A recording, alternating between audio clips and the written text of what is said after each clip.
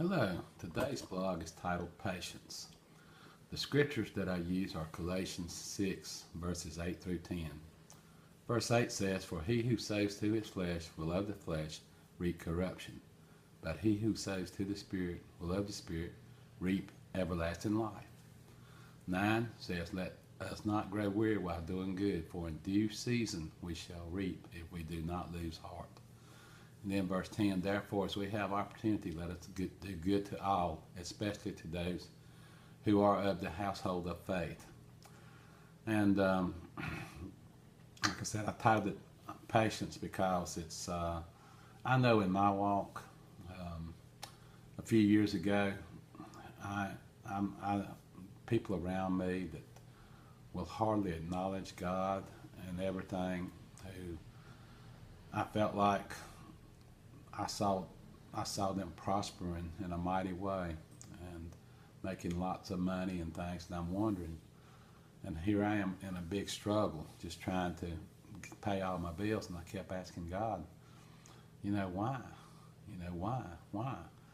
Well, I learned the answer as time went on, and simply the answer was that God was doing a work in me, and he was, because of my having to depend so highly on him just to keep my bills paid, just to keep afloat, it kept me from getting into the flesh. It kept me close to God, and I realize that now. And it says we will reap in due season if we do not lose heart. So I'm saying this, there may be some of y'all out there who are struggling in a big way and wondering why God's not coming through. But he is. He always is. I mean, I never went hungry. I never had anything really bad happen.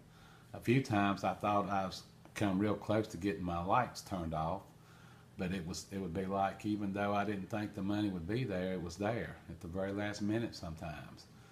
And but I lived that way a few years, and the whole time it's after I made the Lord of my life and put him first before everything. I felt like he was first before everything, and I was putting him first. But I was staying close to him, and I was seeking him continually.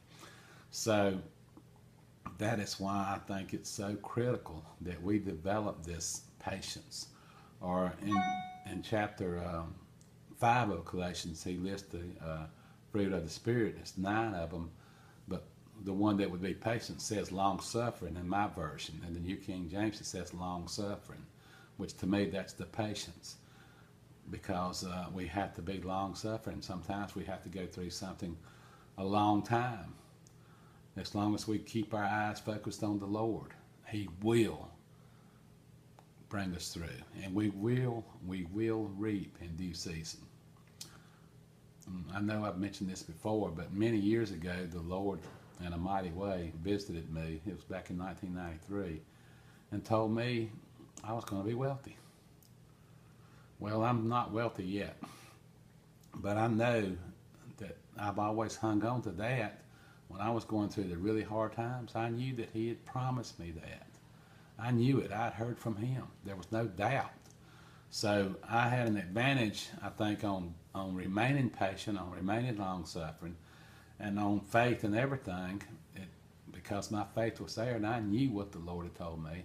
I knew that he had told me that, and I still know it. And but see, he had to bring me through. It's been over 20 years, well, almost 23 years now, but I had to long-suffering, waiting for his promise. And now I am so rich in the Spirit, and I've had people tell me they thought he just means in the Spirit or men in the Spirit, but I don't believe that. I believe that still I am going to be wealthy in the flesh or financially or whatever you want to call it.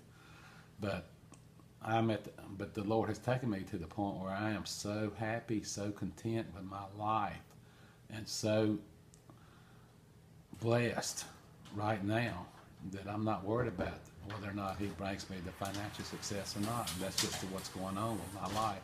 Thank you for watching. Have a glorious day.